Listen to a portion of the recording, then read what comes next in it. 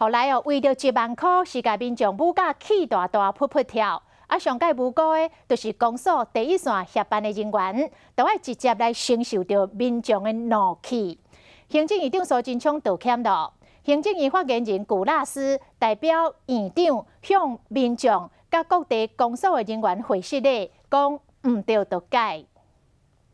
首先要对第一线在公所服务基层的同仁表达诚挚的谢意，但是也要同时表达深深的歉意。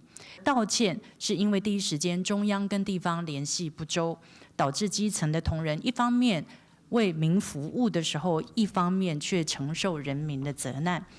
苏贞昌院长讲，政府好意要甲补助金发予上需要的人，但是规划了无够周至，造成民众的不便，再一次向人民来回信咧。